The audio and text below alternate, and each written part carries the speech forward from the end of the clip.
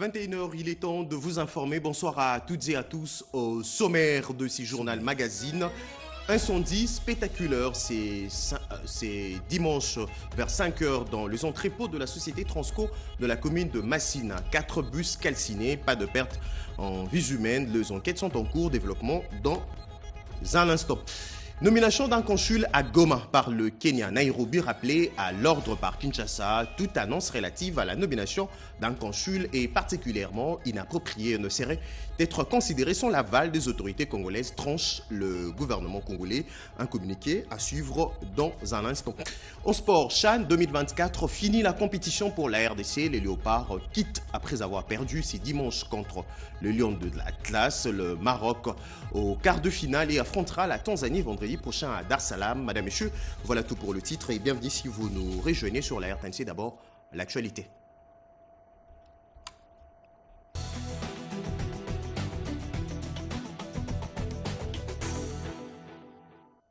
Quatre bus ont été littéralement incendiés par un feu spectaculaire vers 5 h. C'est dimanche 15 août 2025 dans les entrepôts de la société Transco de la commune de Massina. Le cause de cet incendie reste inconnu. Pour l'instant, les enquêtes sont en cours. C'est un récit signé Eric Kabamba.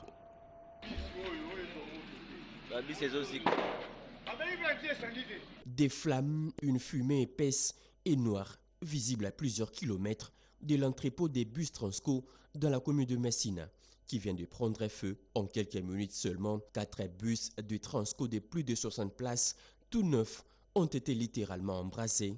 Selon les témoins, le feu a commencé vers 5 h du matin dès ce dimanche 17 août et s'est réparti au niveau de la deuxième porte du dépôt.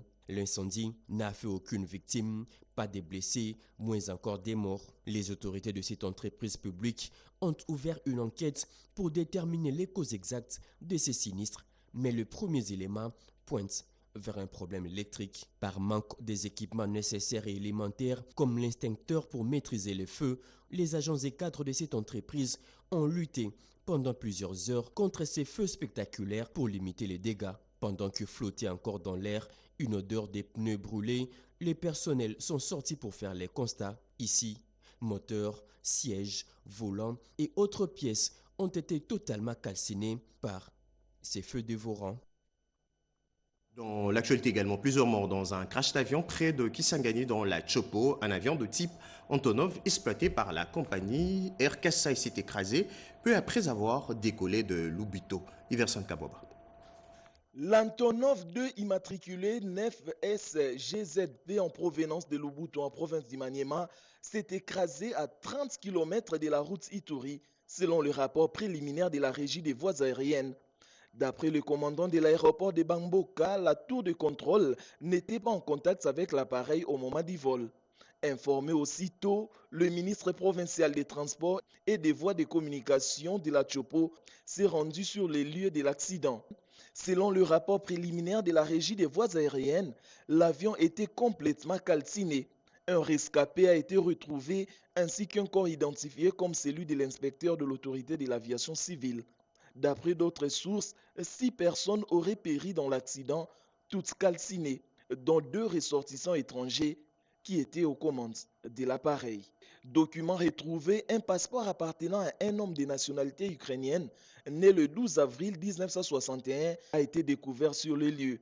Un autre document délivré par l'administration of Ukraine for Aviation a également été retrouvé. Enfin, selon certaines sources, l'avion était immobilisé à Lubito depuis plusieurs mois. Ce vol était son premier trajet après une réparation récente. Et pour en savoir un peu plus, nous sommes en direct avec le ministre provincial de Transport et Voies de Communication de la Chopo. Bonsoir et merci d'être en ligne avec nous. Vous vous êtes rendu sur le lieu, monsieur le ministre. Quelle est la situation actuelle, le bilan? Oui, effectivement, depuis la province de la Chopo, il y a eu crash d'avion hier où nous avons pris soin de nous déplacer dans le cadre du gouvernement provincial. Et les constats faits sur place, quand nous sommes partis accompagnés du commandant de l'aéroport de Kisangani, nous avons constaté que l'avion provenait du territoire de Lubito au Maniema, où cet avion s'est heurté des gros arbres au PK34 sur la route Ituri. Le bilan à l'heure actuelle, hier d'abord, on nous parlait de 7 qui avaient pris à bord de l'avion, où nous avons un rescapé qui se retrouve à l'hôpital général de Makiso Kisangani, un corps qu'on a retrouvé hier qui se retrouverait à la morgue dans un hôpital de Kisangani également, où le commandant de l'aéroport nous fait état que ça doit être un inspecteur de AAC qui était en mission dans le Congo profond. Voilà pourquoi le rescapé qu'on a eu à contacter cet après-midi, ensemble avec le commandant de l'aéroport, lui nous donne les nombres de personnes qui étaient à bord de cet avion. Ils étaient au total au nombre de 8. C'est-à-dire, 7 ont perdu l'arbre et un rescapé qui est à l'hôpital où les médecins nous disent que la situation, ça va quand même.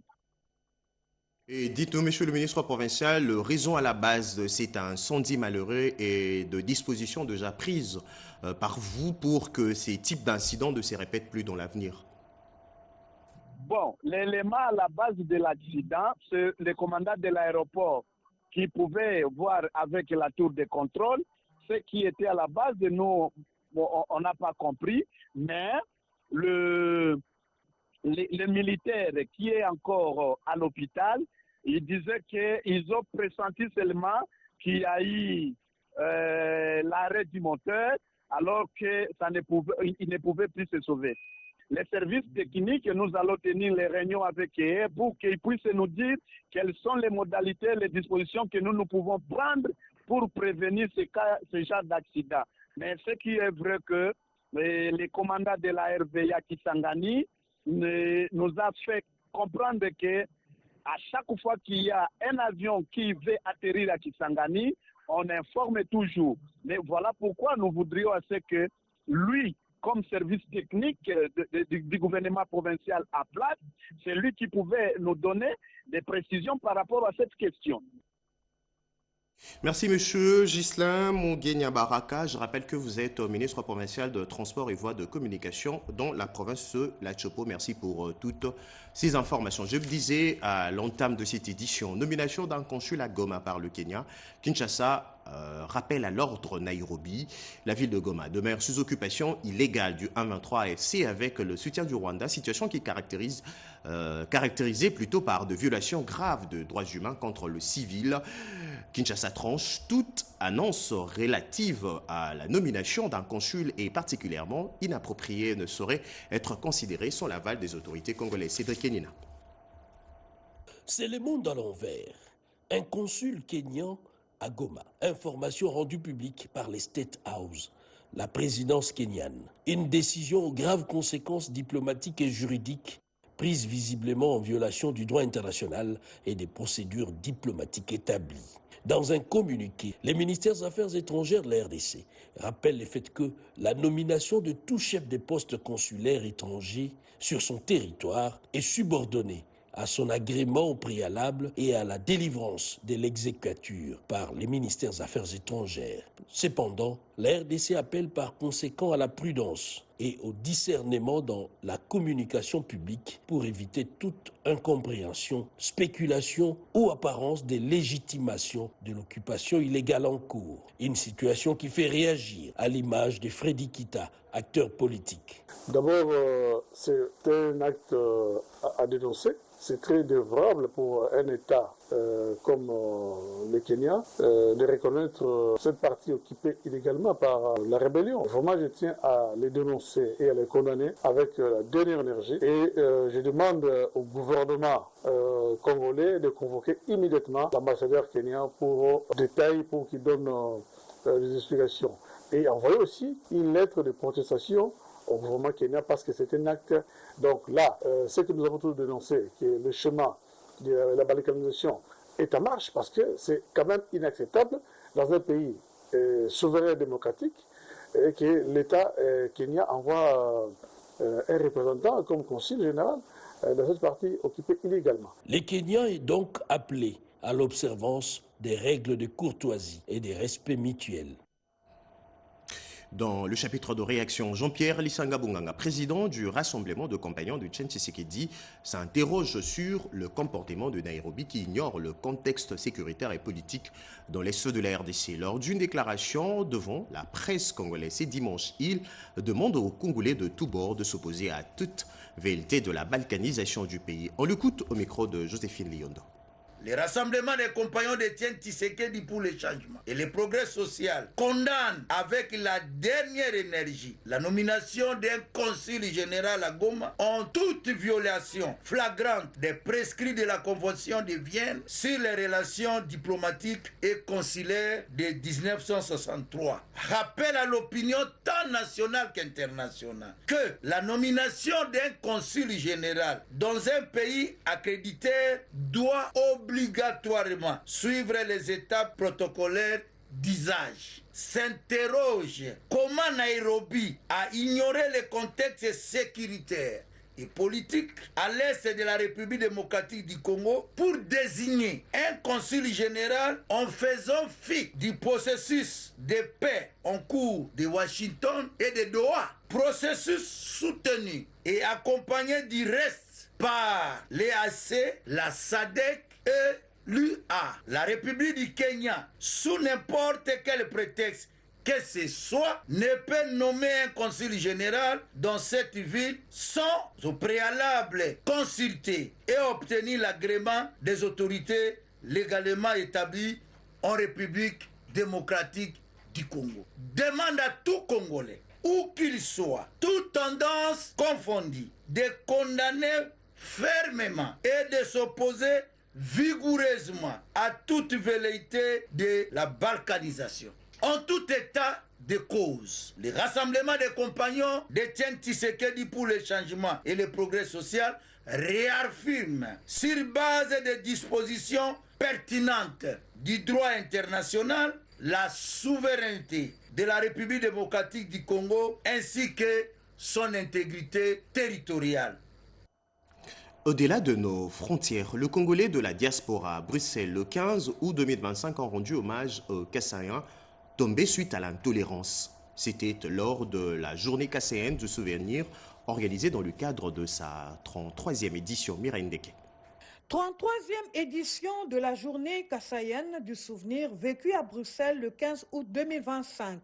Occasion pour la diaspora congolaise ressortissant du Grand Kasaï d'honorer la mémoire des milliers de personnes tombées et de se souvenir de plus de 2 millions de Kassaïens expulsés dans l'espace Grand Katanga. Initiative signée Mémoire Kasaï, MECAS, avec l'appui de plusieurs partenaires. Dans son mot introductif, Dido Mwadianvita Mulumba a rendu hommage aux héros et à toutes les autres victimes de l'intolérance de cette barbarie humaine motivée à l'époque par un discours séparatiste. Plus jamais ça, une phrase résonnée à l'assistance par différents orateurs pour un vivre ensemble.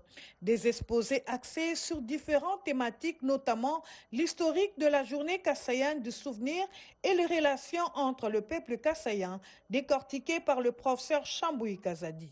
Les coutumes sur le mariage dans les Grands Kasaï, évoquées par M.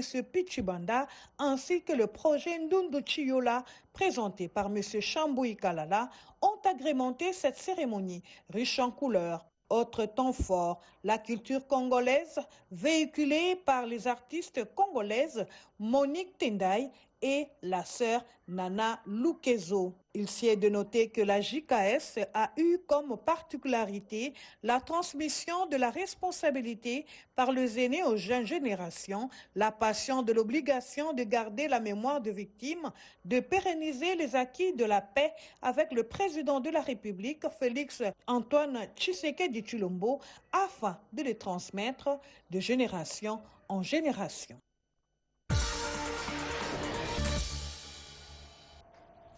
Place à présent à ces titres qui ont marqué la semaine qui vient de s'achever. Les victimes de pluies diluviennes du 4 avril 2025 ont quitté leur site d'hébergement après un soutien du gouvernement dans de matériel numérique pour la surveillance sanitaire et la détection rapide des épidémies et la commémoration du massacre de Gatumba. C'est votre semaine en 5 signé Mami Kadima.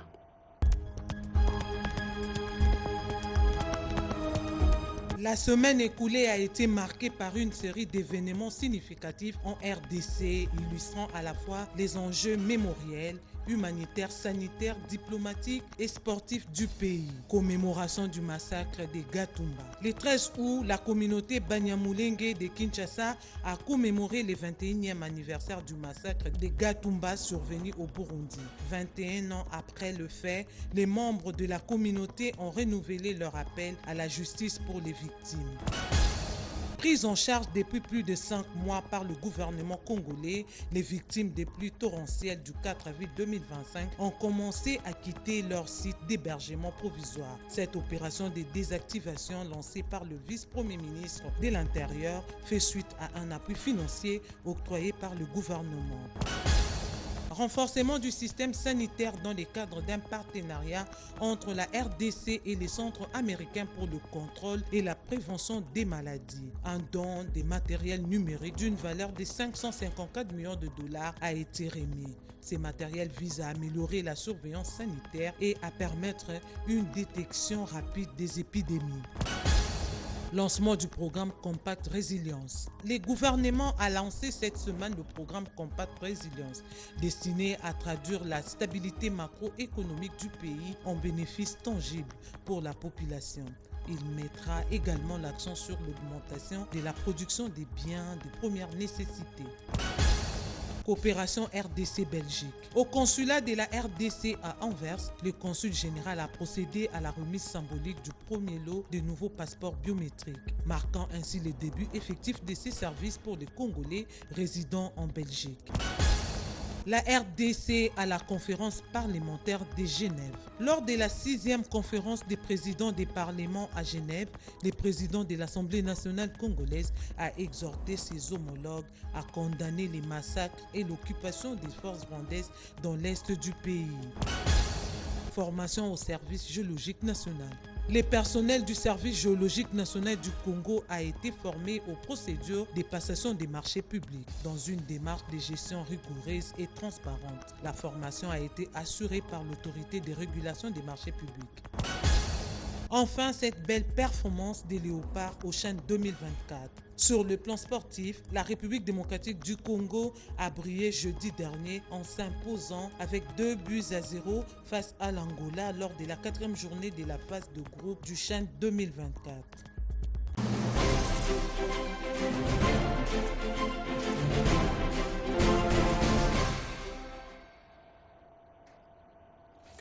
Rondons-nous à présent dans le territoire de Mwanda, au Congo central. Le marché des esclaves situé au village Vuela. Ces sites historiques se trouvent dans les oubliettes totales.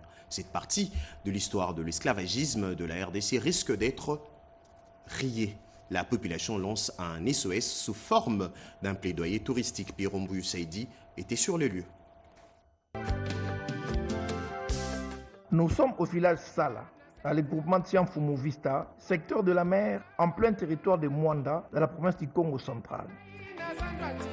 Cet espace de plus d'1 km², qui héberge en son sein une luxuriante flore très variée, composée d'une centaine d'arbres vieux de plus d'1 siècle, porte le nom de la forêt de Vula. Mais il est mieux connu sous l'appellation des marchés des esclaves, un site historique qui est aujourd'hui aux oubliettes. Moko touristique. Donc il faut batonga musée moka minene oyo permettre bana ya mboka. C'est une place touristique qui mérite la construction d'un musée, édifice qui permettra aux générations futures de connaître notre histoire. Bana faut ba histoire. Souci na ngai na zanango, l'État a raisonné dans le site oyo.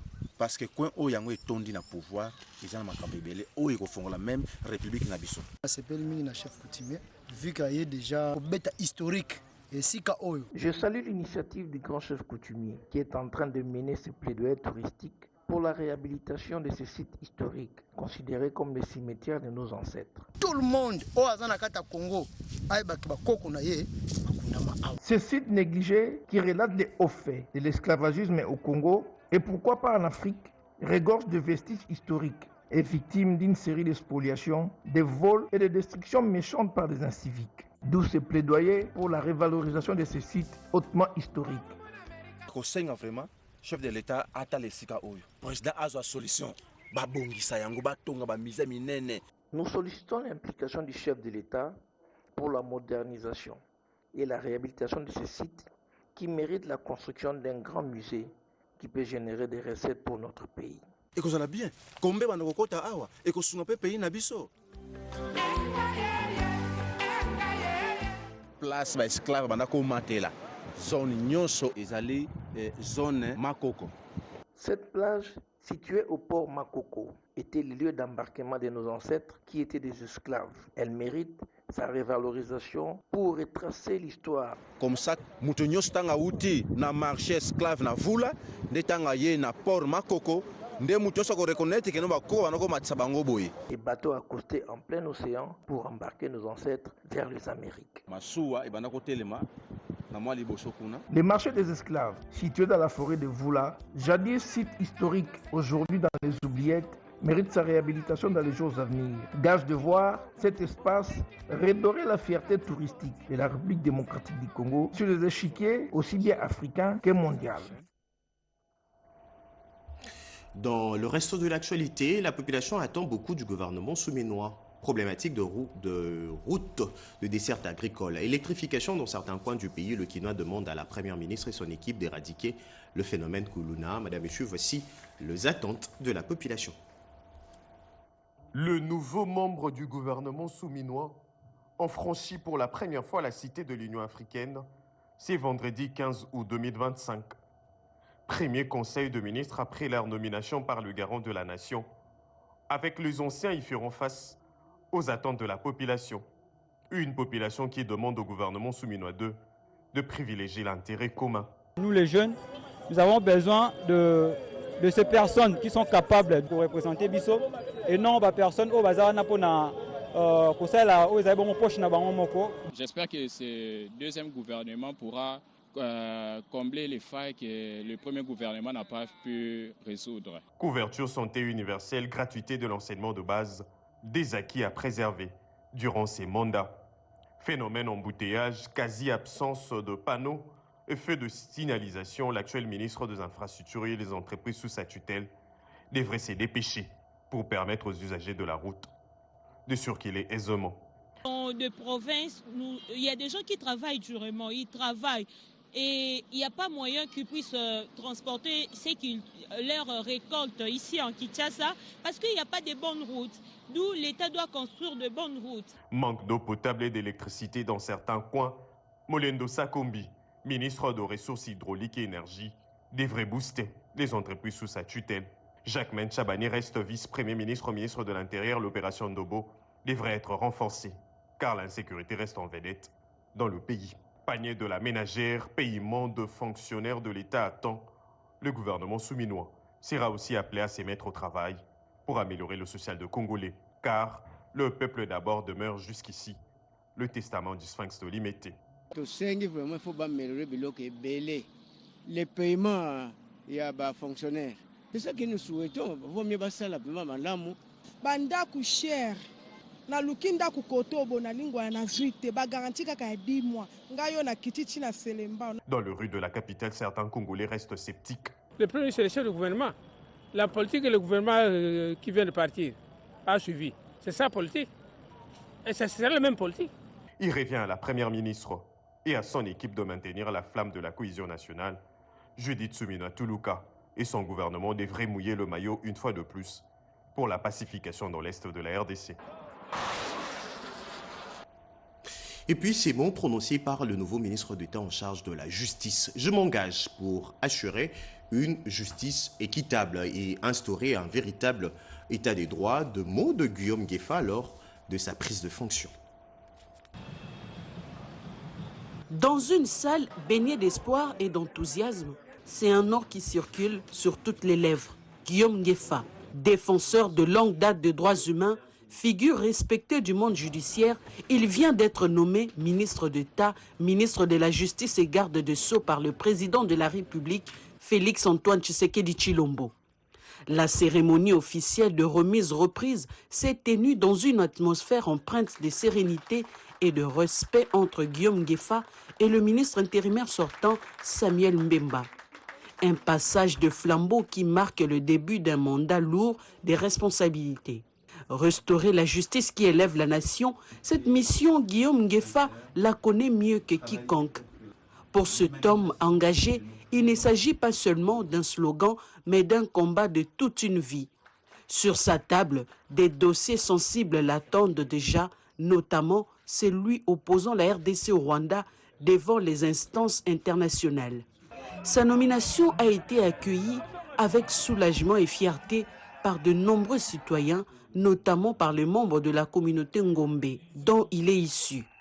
À Kinshasa, amis, proches, députés, sénateurs et autres personnalités ont célébré l'événement autour d'un repas festif.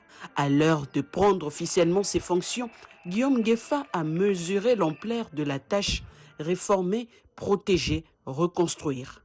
Connu pour son engagement sans faille en faveur de plus vulnérables, il a lancé un appel clair: il ne réussira cette mission qu'avec le soutien de tous. En bref, avant de clore complètement ces chapitres, le FOMIN reste déterminé à poursuivre sous le leadership du ministre de Mines, Louis Watum Kabamba. Sa mission principale, celle de garantir l'avenir de générations futures. La direction générale et le conseil d'administration félicitent le nouveau ministre. Son choix par la première ministre au gouvernement Souminoadé, approuvé par le président de la RDC, est nullement un fait du hasard, mais le fruit d'un élogieux parcours dans le secteur de mines.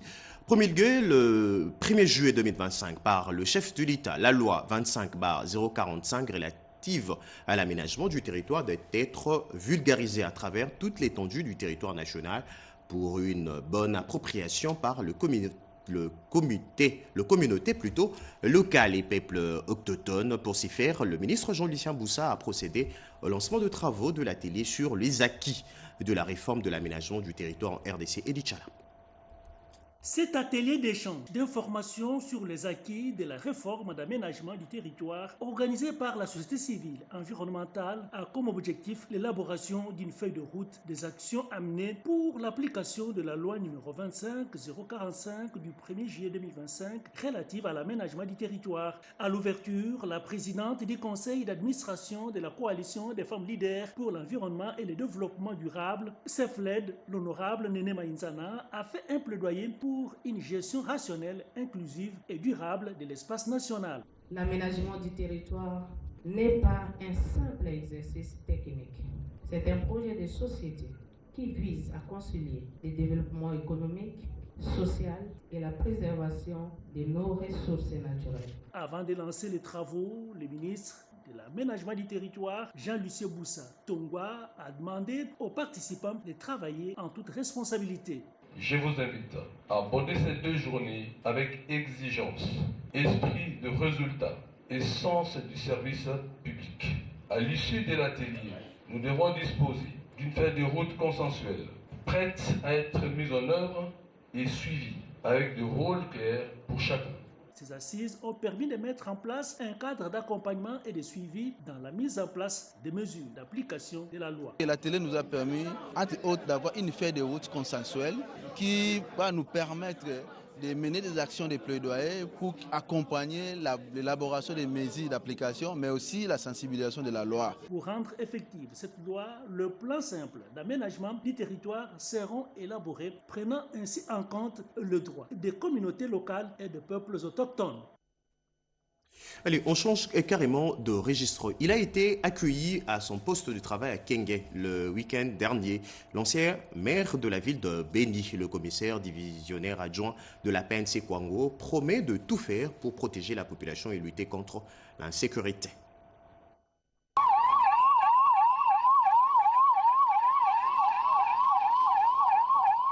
Après la mise en place au sein de la police nationale congolaise, effectuée par le président de la République, chef de l'État, commandant suprême des FARDC et de la police nationale congolaise, Félix Antoine Tshisekedi Tshilombo à travers les pays, les commissaires provinciaux de la police nationale du Kwango, commissaire divisionnaire adjoint, le général Mouteba Kachale Narcisse, a rejoint dernièrement son nouveau poste d'affectation. À son arrivée à Kenge, chef-lieu de la province du Kwango, le numéro 1 de la PNC Kwango, le général Narcisse Mouteba a été accueilli chaleureusement par la population venue de tous les coins de la ville de Kenge et ses environs. Des notabilités aussi, des épouses militaires. Ancien maire de la ville de Béni au Nord Kivu, où il a fait ses preuves depuis l'état de siège à la grande satisfaction de la population. Les commissaires divisionnaires adjoints de la PNC Kwango, le général Narcisse Moteba Kachale, a promis de concrétiser la mission de la police nationale afin de sécuriser la population. Et c'est bien ramener la quiétude aux Kwangolais. Question de répondre positivement à la vision du président de la République, Félix Antoine Tshisekedi Tshilombo, afin de rétablir la paix, une paix durable sur toute l'étendue du pays. Je suis là pour répondre à une affectation du chef de l'État, son Excellence, Monsieur le Président de la République. Donc je suis venu répondre à ma mutation. Je crois que vous avez déjà entendu parler de la police de proximité. Nous sommes au service de la population. Donc notre patron ici, c'est la population. Donc nous sommes venus sécuriser la population, faire en sorte que la population qui est... Dans l'actualité également, la coordonnatrice de service spécialisé du chef de l'État chargé de la jeunesse et de la lutte contre le violence faite aux femmes a rendu hommage à la femme congolaise lors de l'ouverture de l'atelier Business Women consacré au leadership féminin. Organisé sous les hauts patronages de la coordinatrice du service spécialisé du président de la République en charge de la jeunesse, de la lutte contre les violences faites aux femmes et de la traite de personnes, un atelier de 2 jours intitulé Business Women s'est tenu autour du thème de leadership féminin. Ces assises avaient pour objectif de poser les bases de l'inclusion financière de la femme congolaise. Elles ont également mis en avant la paix et la sororité comme piliers de l'épanouissement de la femme dans la société congolaise. Ce contact intergénérationnel où on avait 2 jeunes filles qui demandaient à des femmes qui sont expérimentées, qui sont dans tout ce qui est business depuis un moment, des questions. Et les invités ont aussi participé à cet événement aussi, à poser des questions. C'était très impératif. Mais le but de cela, c'est vraiment de créer une base d'introduction financière pour les femmes congolaises. Et le Congo, ce n'est pas seulement Kinshasa, mais à travers les 26 provinces, trouver les moyens, leur parler de tous les systèmes qui existent déjà, que le président de la République, son Excellence Félix Antoine Tshisekedi Tshilombo, a déjà mis en place dans notre pays pour pouvoir faire cette promotion et l'autonomisation de la femme. Autre temps fort de cet événement, la coordonnatrice du service spécialisé du chef de l'État, Chantal Yeloumolop, a remis symboliquement quelques fournitures scolaires à des enfants trisomiques. Ces gestes de solidarité a été rendu possible grâce au partenariat avec la boutique Chic Shop. Santé à présent, améliorer la circulation de l'information et la coordination des interventions en cas d'urgence sanitaire, c'est le travail qui a mis autour d'une même table les acteurs clés de la communication de risque et engagement communautaire. Rodépana. La standardisation et l'interopérabilité des outils de gestion des données, c'est la problématique au cœur de cet atelier interministériel organisé par l'Institut national de santé publique INSP à travers les centres des opérations d'urgence de santé publique COUSP avec l'appui technique et financier de l'UNICEF. Sous la houlette du professeur Christian Gandou, le représentant des ministères et les partenaires techniques et financiers, à savoir l'OMS, Saint-Rue, Croix-Rouge, FHI 360, experts en système d'information et membres du comité de coordination InSanté, SECUS, ont posé des bases d'un système de données harmonisé. Objectif poursuivi, améliorer la circulation de l'information et la coordination des interventions, notamment en cas d'urgence sanitaire. La participation des acteurs clés de la communication des risques et engagement communautaire, CREC, était essentielle. Nous devons être plus rapides que normalement. Nous devons avoir de l'automation et numériser toutes les données que nous avons, que ce soit les données qui viennent de la surveillance ou que ce soit les données qui viennent de la CREC, de la communication des risques et engagement communautaire.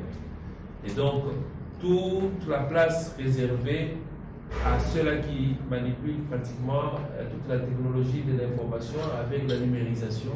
Cela est très important au niveau du COUSP. Ces travaux ont permis d'identifier les bonnes pratiques, combler les lacunes et tracer une feuille de route vers une interopérabilité, gage d'une riposte plus rapide et plus efficace pour protéger les communautés. Ouvrons notre chapitre sport. Le tournoi de tennis organisé sous le haut patronage de la Première ministre a fermé ses portes hier à Kinshasa.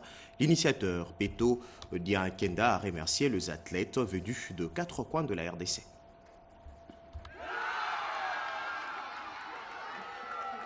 Victoire de Saïdi sur Arnaud dans la catégorie senior, sonnant la fin de 6 tournois de tennis à caractère national pour encourager les initiatives de paix et de l'unité engagée par le gouvernement Soumino II. Mon adversaire, mentalement, il était fort et il a bien joué. Deux fois volé, il a raté. C'est ça, moi, j'ai gagné. Félicitations à moi. Je me suis bien battu. Ça fait 6 ans on ne me prend pas les 7. C'était bien. Organisé sous le haut patronage de la Première ministre Judith Suminwa Tuluka, voilà de quoi faire réagir l'initiateur de cette compétition. Nous remercions et saluons les efforts du chef de l'État, Félix Tshisekedi Tshilombo, qui travaille de nuit et jour pour l'unité de ce pays. Merci à la Première ministre Judith Suminwa qui a accepté de soutenir cette première édition du tournoi Paix et Unité en RDC. Que la Fédération de tennis de la République démocratique du Congo et la Ligue de tennis de Kinshasa reçoivent sincèrement nos remerciements. Georges Kochi, président de la Fédération congolaise de tennis, a salué l'impact du tournoi martelant sur la portée symbolique de cette vision. Merci beaucoup la Ligue de tennis de Kinshasa qui a donné l'engouement à tous ces jeunes. Aux joueurs et aux spectateurs, nous demandons plus de discipline parce qu'il y a de la discipline. Il y a des sponsors qui viendront pour soutenir les jeunes joueurs et qui nous offriront des spectacles encore plus beaux. La paix et la réunification de la RDC, credo de cette compétition qui a réuni les athlètes de 26 provinces de la RDC. En bref et en image, le Lion de l'Atlas au quart de finale en dominant le Léopard en match de la 5e journée et dernière journée du groupe A disputé c'est dimanche à Nairobi. Score final du match 3-1 pour une place en demi-finale. Le Maroc affrontera la Tanzanie le vendredi prochain à Dar es Salaam. Madame, Monsieur, voilà tout pour votre chapitre sport.